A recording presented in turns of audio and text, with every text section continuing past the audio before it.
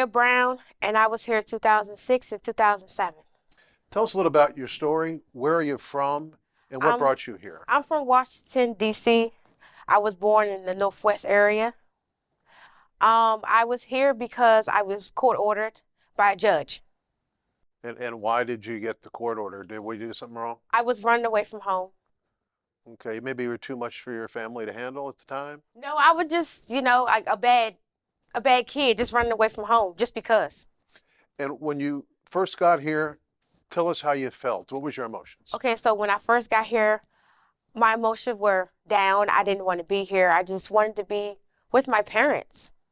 And what changed you? What give us some of the emotions you had to go through to be able to stay here? You were here for 2 years. Yeah, 2 years. Like I said, it was court ordered. The judge told me I had to stay here for 2 years until I got myself together. Okay. And what did that take? Um, a lot. Like I had to finish school, What was the hardest part about living here for you? being away from home and friends. And did you cause any issues while you were here? How would you reflect on the time you spent here? Well, I wouldn't say I caused issues. Yeah, I walked off of campus a few You walked times. off campus. Yes, a few times, and I know I wasn't supposed to. That wasn't the right thing to do. But, it happened. I did. What did you find here that you needed? And if you could talk about it a little bit, it would be interesting to know because everybody's different. What was missing in your life and what did you find here? Um, I'm not really too sure. I don't think nothing was really missing in my life. I was just a troubled kid, pretty much. What are some of your best memories of some of the folks that you worked with here, some of Um, the folks who are the staff here at Youth for Tomorrow? well, I actually love the staff. The staff was awesome. I'm glad I met them. The staff that I met, I'm glad I met them. They was like a mentor to me. They really was. Anybody you'd like to point out? Um, Miss Robin and Mr. Jones and Mr. and Mrs. Davis and my house parents, Mr. and Mrs. Burns. What did you need from them? Was it a home away from home that you were looking for, A maybe? home, a home, yes, it was a home. And what were some of your favorite memories when you were here? Well, they did take us on outings. So we used to do skating. We went to Splashdown Water Park. I remember that. We went to Splashdown a few times. When I talk to some of the alums, they talk about the love that is shown by the staff here. Could you talk about that a little bit? Because love comes in a lot of different forms. Um, I really don't know. But like I said, they were very nice people. Very nice people. I'm glad that I met them. Yeah. Yeah. And what tools did you get here that when you left here, what did you end up doing? What was your path Okay. once you left Youth for Tomorrow? So when I left you for tomorrow, I went back to school, got my high school diploma. I'm happy I got that taken care of. Got me a job, and I'm now working at Hearst Teeter, and I've been there for almost 6 years now.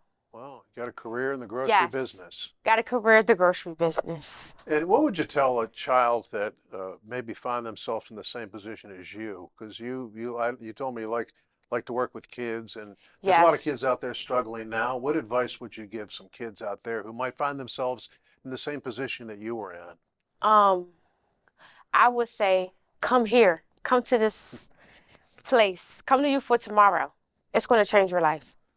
In what ways, when you look back, did it change your life? Um, well, I stopped smoking, I stopped drinking, and I actually changed. I go to church now and I read the Bible. I actually do. I'm glad that, I changed my life for the That, better. that was something that when this place was built, Joe Gibbs said he wanted to have godly principles be the guiding light. Could Right. you speak on what someone like Joe Gibbs meant in your life? Of course, everybody knows Coach Gibbs, and how much that spiritual side was something that helped you. So when I was here, they didn't have like church and all that for us. Like they didn't have that. So They did too. They did have some Bible study though, or something like yeah, that. they did do Bible study, but I didn't go there. Because when I was here at the time in 2006, 2007, that really wasn't on my mind. I didn't really care about reading the Bible and going to church. What changed for you then? Once I went home and I gave my life to the Lord, I got baptized and stuff like that. Wow. What are some of your aspirations? What do you want to do in the future? I want to work with kids with autism, like learning disability and stuff like that. What drives you to want to do that? Um, I'm not really too sure. I always wanted to do it since I was young. I always wanted to work with kids. Do you ever think of what might happen to you if you didn't come here? How your life would have been changed? No, You never thought about I that? never thought about it. And if you think about it, what did this place mean to you? Where would you be now, do you think, if it wasn't for coming here? Now, maybe in jail, maybe on the streets, maybe prostitution, something like that. Yeah, I probably would have. So would you say this place saved your life in some respects? And could you Yes. kind of mention that? Yes, it actually did. I would say it did. Anything final to say, talking about this place? You come back here, you were back here in October for the country fair. Yes, I was. I actually came back here October of last year to the country fair. I saw a couple of people like Mr. and Mrs. Jones. I saw Mrs. Jones too. So that was a person I was excited to see, you know. Well, what do you remember about her?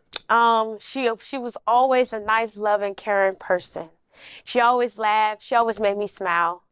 You know, funny, very funny Yeah. lady, very Well, that's funny, one of the reasons you're here. She very called me. funny. Had you? Yeah, she called me because she wanted me to come here and talk to you guys about me and my life.